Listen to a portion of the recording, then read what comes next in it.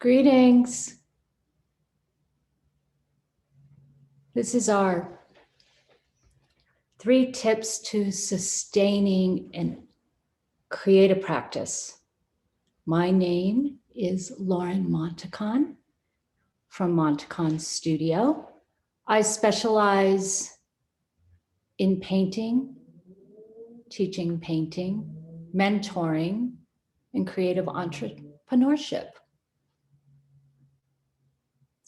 I've been flexing my right brain muscle for over 30 years, making art, teaching art in academic settings, teaching workshops, and now on these technical devices.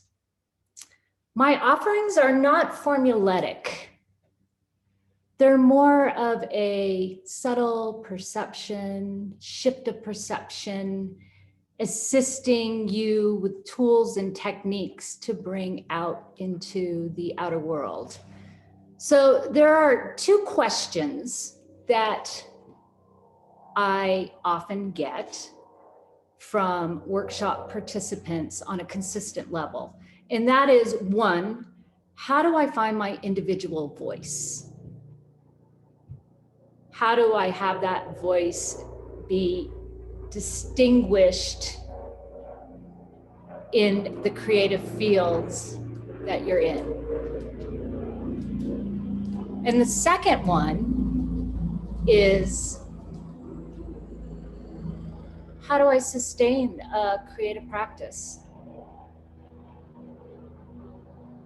My advice comes from many years of trial and error, bringing in 10,000 hours of practice, hitting obstacle after obstacle, and just working through it anyway. There is no magic formula of moving forward. There is no magic formula producing beautiful work right out of the gate. And if you do, then how do you sustain that is often the question. A creative practice is really our passion moving forward, sprinkled with some discipline. So to get to the tips. Tip number 1 in sustaining a creative practice is embrace the chaos. Chaos is where creativity is born from. It's where the magic lives and the juice. I see far too often people set everything up, they have everything ready, they think that they're going to just follow along step by step, and here we go. We live in a society that is very left brain. So it takes a while to ease ourselves into new ways of thinking, new ways of making, and to trust those instincts that feel very counterintuitive to how our culture really supports a system of do, produce, bring results, climb the corporate ladder. I see many artists try to treat their art practice the same way. And I actually disagree with that process. I think that in order to relish in new experiments brought forward that is your individual voice, you gotta move around in the chaos. You gotta kind of muck it up and really mix it up. The critical mind might come in, and I've got to tell you, you are not unique of hitting walls or feeling like you're the biggest failure in the world, or this will never be good enough. The critical voice is not to be go away, to say go away, but the critical voice is almost to be befriended, to say, you know what, come up, have a cup of tea, invite them in, and just kind of see what happens from there. I have workshop participants that either witness other artists that say, well, it just comes so easy for them. They say that their creative practice is a fountain of flowing water continuously. And what I say to that is, number 1, they're not sustaining a practice. They're either working in spurts and producing something and not continuing where that thought train goes to develop a mature body of work. Or number two, they have found a formula and they're becoming robotic. And that is so dangerous, as I said earlier, of looking like each other or looking like a formula. The comedian Steve Martin said, which I love this quote, "It's really easy to be great, but it's hard to be good." So I think what he means by that is you roll out your canvas. And this is a story I tell about someone who goes to a museum. I might have read this in Brian Ruttenberg. He is a painter, a book called Clear Seeing Place. You roll out your canvas, you're going to produce a Jackson Pollock, an abstract expressionist, and you think, oh, I could do that. And so you go and you get the finest duck, and then you prime the canvas, you make the painting, but then you have to do it again and again and again. You might be able to do that first masterpiece once, but to sustain that is a different story. So embracing the chaos, if you think about this, there were studies done on creativity with children. And right about middle school, their creativity goes down. And that is right about the time when we start bringing in compare and contrast.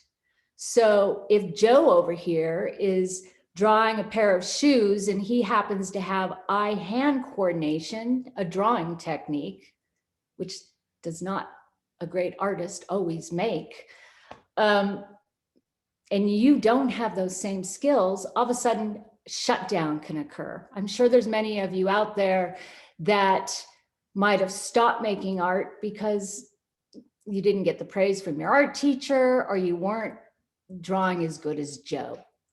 So to go into the studio or your kitchen or wherever it is you're practicing and just be that childlike wonder and allow yourself to make as many messes as you can, I promise you, over time, it will start making semblance for yourself. Okay. Tip number 2. Covet your time. Another quote by Brian Ruttenberg: "The best studio practice is a closed door."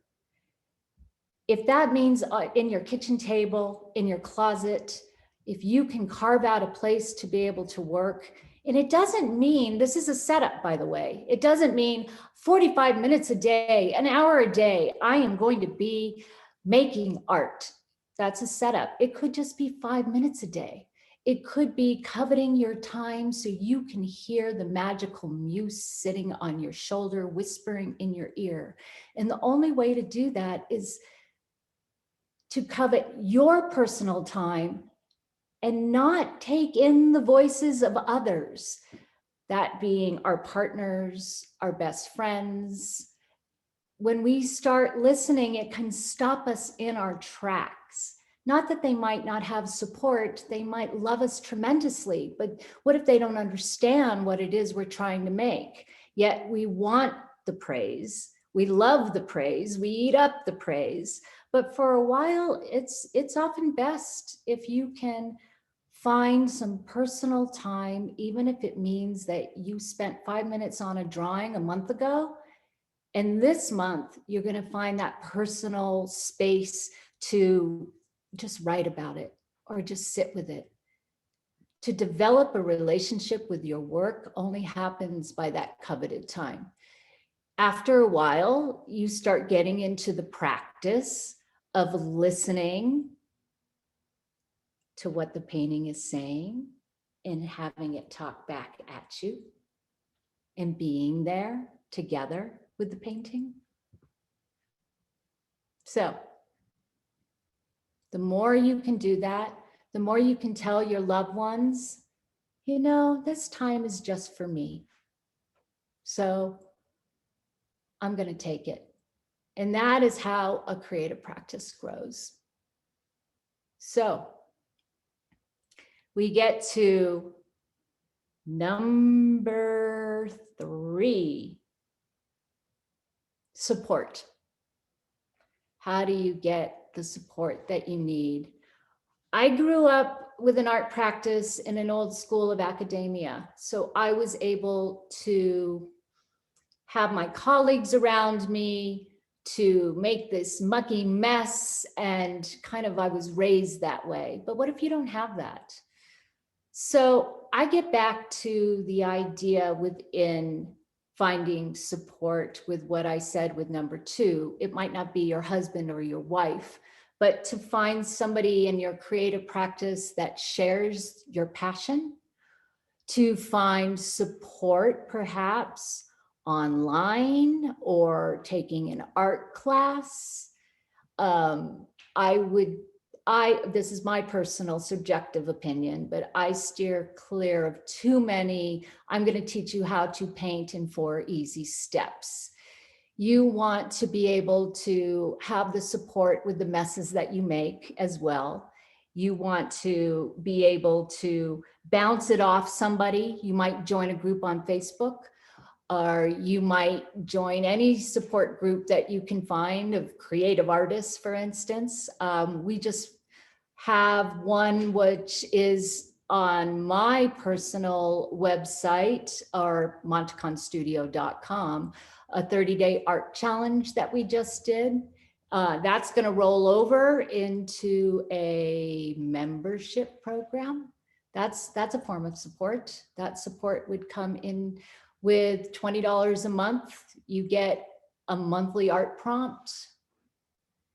And within that art prompt, you get a creative visualization, a meditation, then weekly prompts. We'll also have visiting artists. And I'll be filming behind the studio. I love doing this. I'll film my own messes I'm making with my paintings, because I go through hating a painting. Often a painting goes through that very awkward adolescent phase. Usually they always do. I'm a process painter, so that means I don't have it mapped out exactly what I'm going to do. So I let it evolve over time. So I've started filming that. So those will be on the membership, as well as discounts on workshops that are coming up. And we will also have a support group. And that support group will be rolled over onto Facebook, or an email group where people can share images. So that's one support that I can offer. I also have a mentorship program, and you can go to www.manteconstudio, and that's M as in man, A as in apple, N as in Nancy, T as in Tom, E as in Eric, C as in cone, O as in ocean, N as in Nancy.com, manteconstudio.com. And at the top of the bar, it has my mentorships and my membership. And I have a 20-minute free consultation to see if we're a good fit. And there's so many resources out there now that you can also find for the support that you need for an art practice. So those are my 3 tips. 1, be extremely messy. Creativity, embrace the chaos. Embrace the chaos. Number 2, covet your time. And number 3, find support. And why this sustains you over time is it slows it down. It gives you permission. It's not a fast fix or a fast find. It is, as I like to say, it is a lifetime process and a lifetime relationship you're building with a creative practice. So the more you can understand where it comes from, be forgiving with yourself. No, we're not perfect. We're all human, and we all need to muck about for a while to find that individual voice, to find that individual punctuation mark that you're trying to say. Those are my tips. So I have some questions that came in and I want to answer them, and I have them written down, and I have a few written down. And here's the first one. What insights can you share to know when a painting is done? I used to say this was a trick question, and it still kind of is because it's a personal question, but it's when the painting is no longer hungry. When you walk in and it's not asking something else of you. It feels like, oh, you're done. And then the second question that was involved in that is, well, how do I trust my instincts of knowing when it's done? I have ruined so many paintings, thousands of paintings, I am sure. And if something is really important, if I've done something in that painting, it will always come back. That is something I've learned in my 30-year practice, that it will come back, but we have to sometimes be willing to risk. So I recommend putting a painting away if it's for a day, if it's for a year, and pulling it out and seeing if it tells a different story. Another tip that I give is to put it somewhere so you can see it when you go to sleep at night. So it's the first thing that you see when you wake up, and you see it and it might give you a different message. And the third thing is try to put a mirror behind you. And then that gives you an objective view of what it is that you see. So that's that question. What to do when you think it's done? How do you start your art?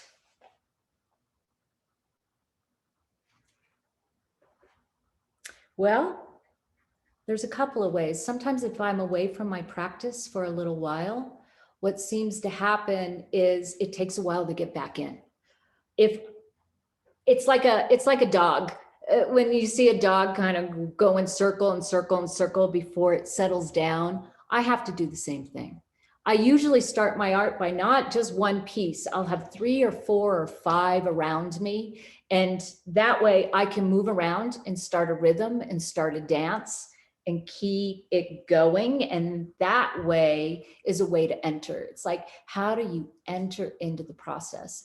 And if I do that again and again for 3 or 4 days, I find that I can like a door, like a magical portal opens and I'm in.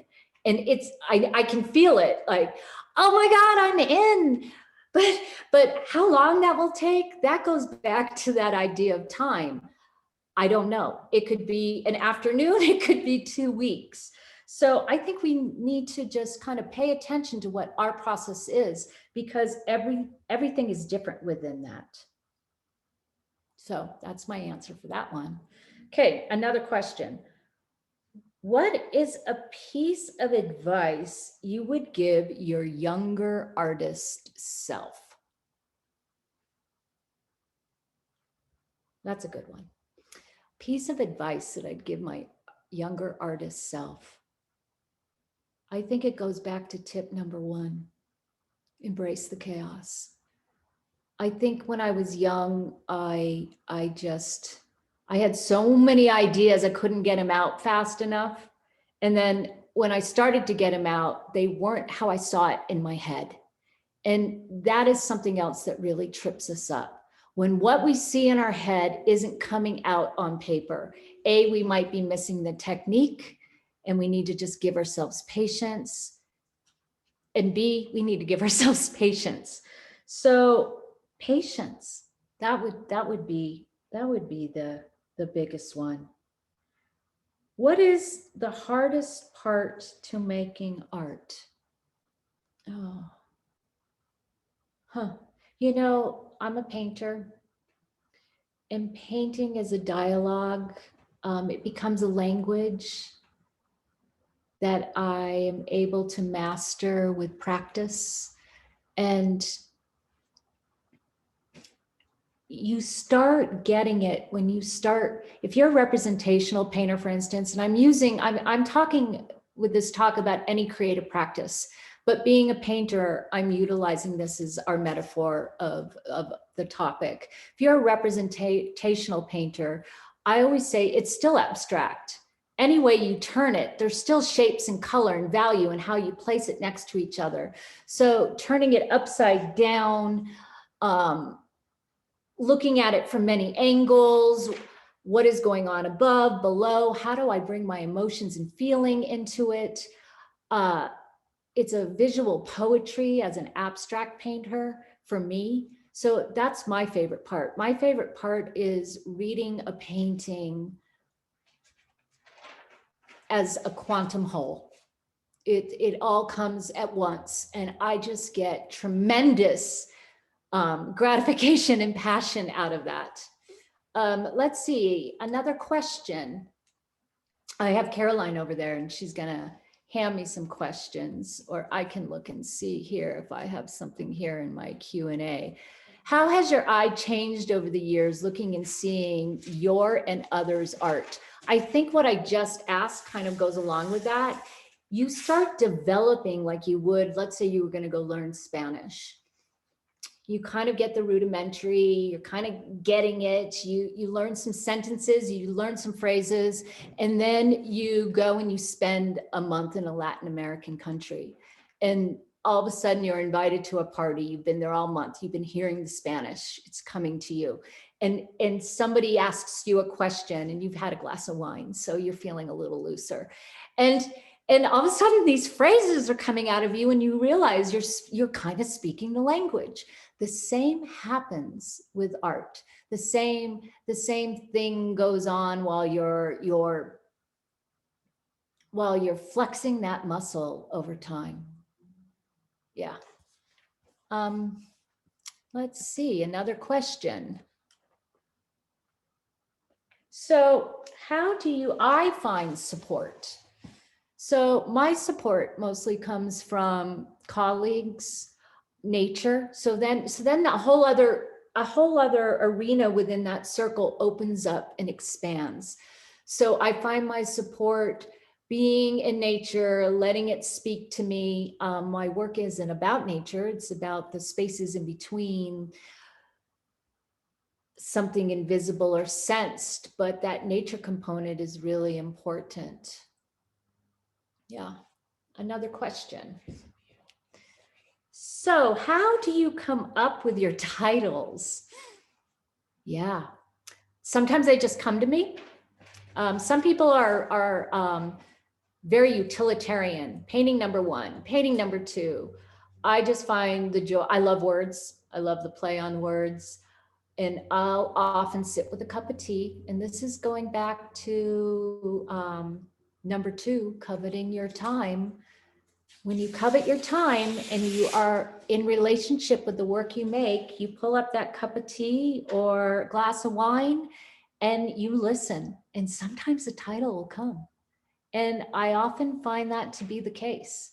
For you, it might be different. It might be just random writing.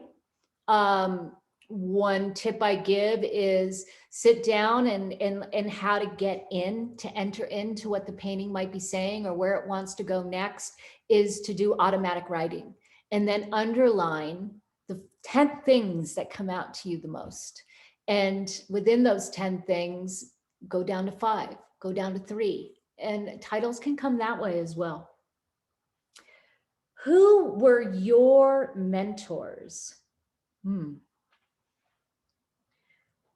Well, I've had different forms of mentors. Some of them have been animals. My pets have been mentors. Some teachers that I've had. Some of them are spiritual teachers. One of them is Angeles Arian.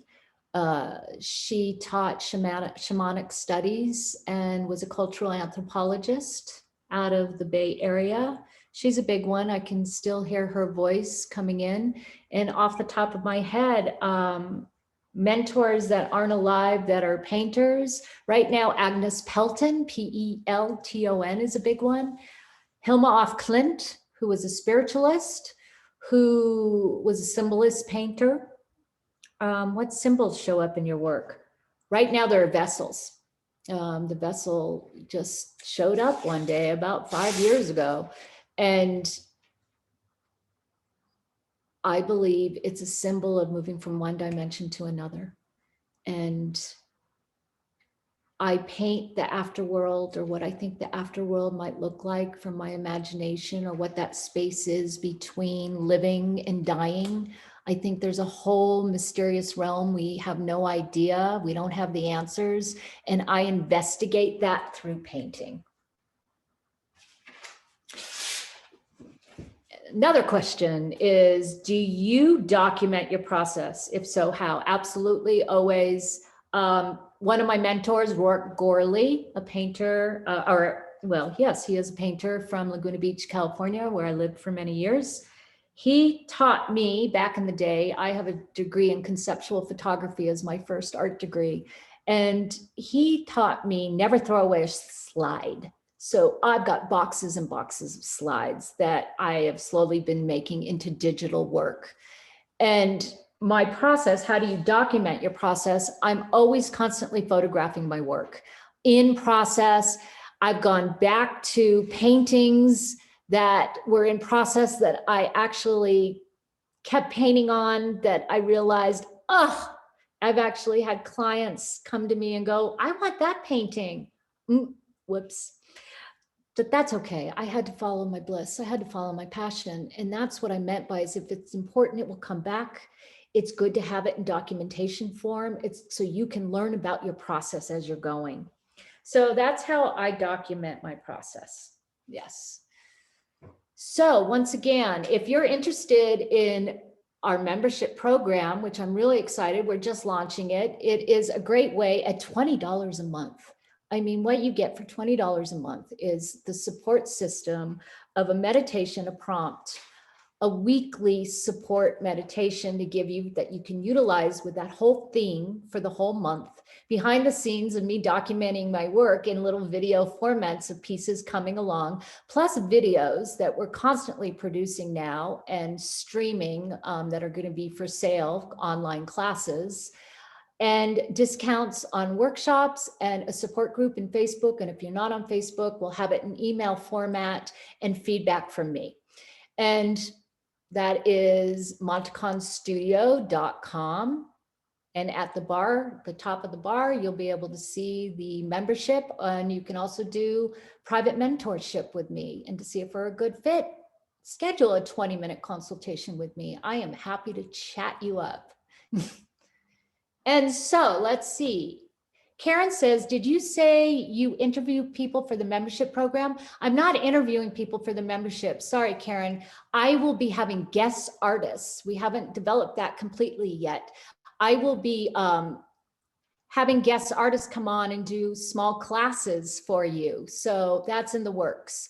No, you can join the membership right away. Yeah. So that was that question. Let's see, what else do we have?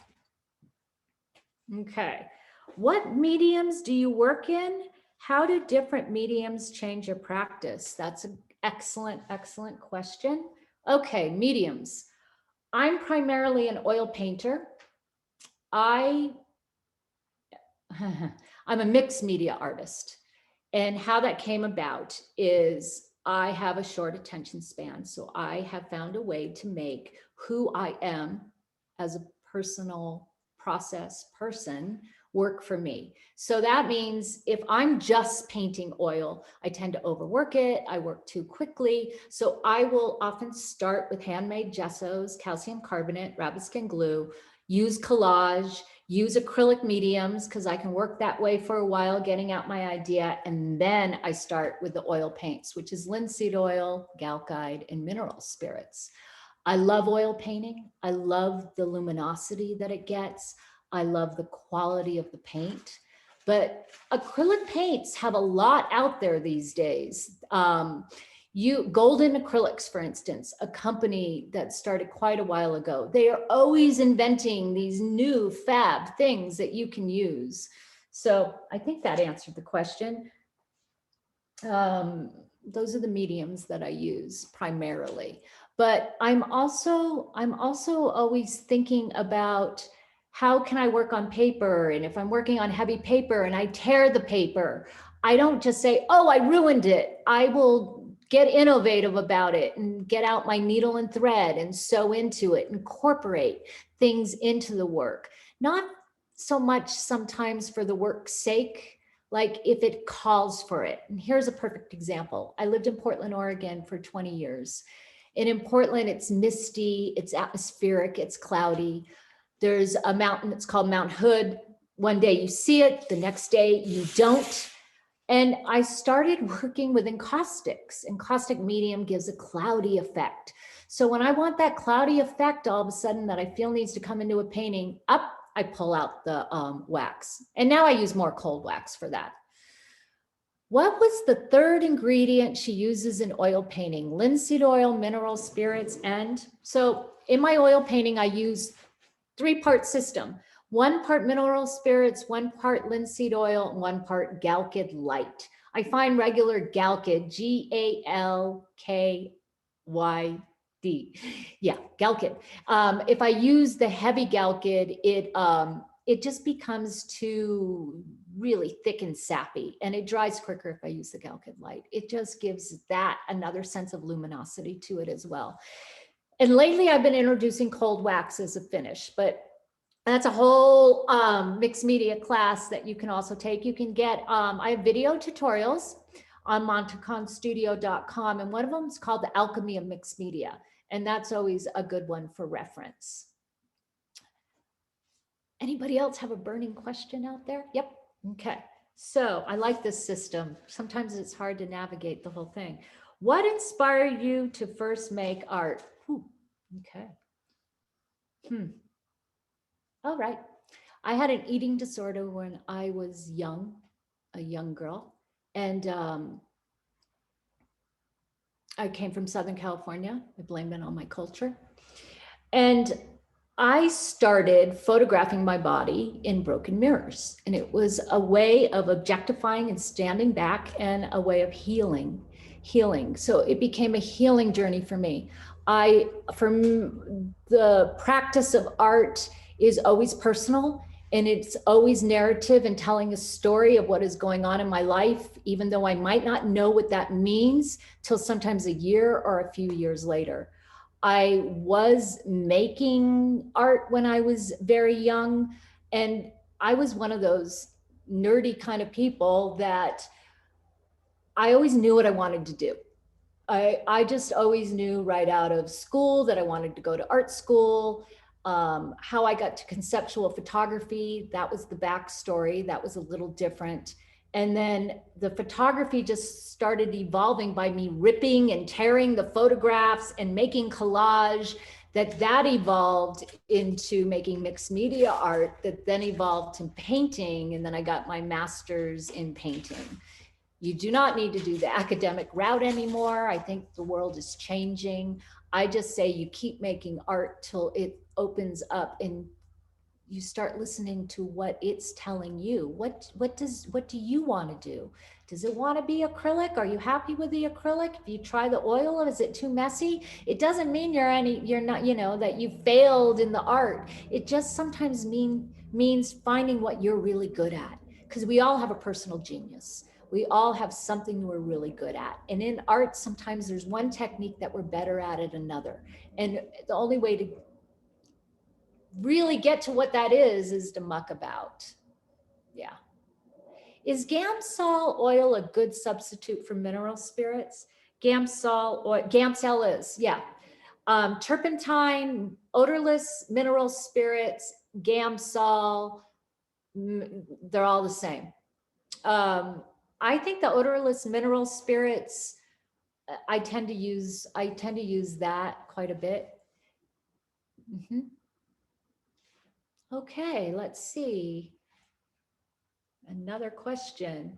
What is your favorite piece of advice someone has given you? Wow. Okay, I'm gonna have to go back to that one. Let me put that in the back of my head. Let me read that again. what is a piece of advice? What is your favorite piece of advice someone has given you? This wasn't necessarily advice, but when I was in graduate school, I had a hard time fitting in the box. I was too much. And I had a teacher in the humanities department. She taught shamanism. And she told me that my work was personal and shamanic and to not give up, and that it held a deep resonance for myself and a piece to give back. And it wasn't so much advice, but she gave me a sense of, when I wanted to give up, she gave me a sense of a worth. And I think that piece of advice has propelled me in encouraging individual practice in anyone that ever comes to me for classes or workshops, as opposed to putting on to others how I teach. I think that's very dangerous and scary. What role does writing play in your creative process? A very big one, especially now. I'm writing a book. So more so than ever. So I am in a new creative practice. I'm in new territory. So when going back to find support, and when I was talking about really looking for those that are in the same kind of field you are, I'm in a whole new realm of looking for and finding writing support. I have a writing coach. She keeps me on track. If anything, she just gives me that moral courage of, I think, any great mentorship does. You can find her at the Charm Studio. She's a coach for artists. She's fantastic, especially for writers. Yes. Her name's Thea. Okay. How does your spirituality impact your art practice? It doesn't impact it. The two are hand in hand. My art practice is my spirituality, and my spirituality is my art practice. That doesn't necessarily mean I'm in here meditating and praying and finding every time I sit down to make work, because I can be in here frantic as hell.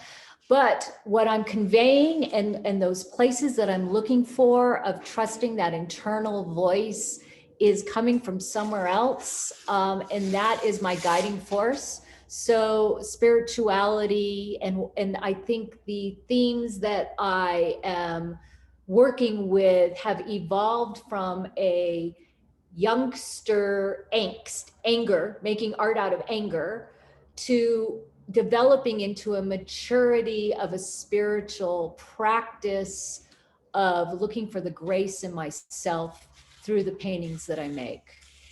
I'm always looking for the calm, the peace, the in-between places. Okay, another question. Yes. All right. You mentioned mentors. Who are your muses? I think a muse can be many things. A muse can even be our higher selves. I think that's what I've been practicing lately, is how do I connect to my higher self, because it's so much smarter than I am, so much knowledgeable than I am. And I can be there and listen. When I was young, Frida Kahlo, for absolutely, she claimed she wasn't one of the surrealists. She painted her psychic pain. And I think I related to that. I think a muse, when I was younger, would also be my imagined people that I admired looking over my shoulder while I was painting. And now it's more Rudolf Steiner. He started the Waldorf schools. I think of him. I think of, gosh, there's so many. Meher Baba. an Indian teacher, Angeles Arian. I think she can be a muse. I mean, I know maybe I'm confusing spiritual teachers and muses. I think they might go hand in hand for me. A muse could be the orbs that I see, which I think are spiritual guardian angels. That's a muse. I believe in spirits. I believe in guides. I think they're all around us. I'm practicing listening better. Yeah. Okay. Do you have a recent piece you finished that you really like? What do you like about this piece? I just sent one off to a Park City gallery. It's called Trove, Trove gallery. And you can go there and look me up. And the piece is called The Long Journey. And it is a spirit vessel, and it's in these pinks and these reds, and it's super luscious. And it just brought me back after doing a push in a different part of my brain in writing. I had abandoned painting for a little while and came back, and it was almost like, oh, there you are. Okay, I'm back. You're back. Here we are. So sometimes it's usually my latest piece is one of my favorites. Yeah. All right. How do you choose what colors to work with intuitively? I know some painters, I know one painter, Hank Pander, he goes into his studio, he looks at the light, he takes in the light, and he works from there. In these representational paintings, it can be a mood. So I think it's more intuitive. There might be paintings where I'm using the same colors over and over. For instance, I just invested in Old Holland, which is a really high quality oil paint. And I ordered colors that I normally don't use. And so those just came in, and I'm really looking forward to playing with them. And lately I've been really loving grays, warm grays, cool grays, olive grays. And when you place that next to a really solid color and it goes ding. Okay, well, I have time for a couple more questions here. How do you arrange your composition? By the way, I have Let's Talk Composition, and enrollment ends January 20th, so next week. And it's in 6 parts. And what we're going to have is video. You'll get a tutorial. You'll get how we talk about composition, what are the basics. And then we have a Q&A on Wednesdays. I believe that's the 27th. It could be the 26th. You could even Google Lauren Mantecon, Let's Talk Composition. I recommend you sign up for that class because it's just getting going, and I'm kind of in it in my head. But there's guidelines, but there aren't rules. I don't follow that boxed in formula. It keeps it very dangerous. I keep saying that term over and over, but what happens is then we become like, not that kid, but we become that, oh, I've got to keep it ordered. Oh, what do I do next? It keeps us in our left brain. We want to be in our right brain. So the goal is to have the right brain do this, and then bring in the left brain for a little discernment. And then you're like a seesaw, finding that balance.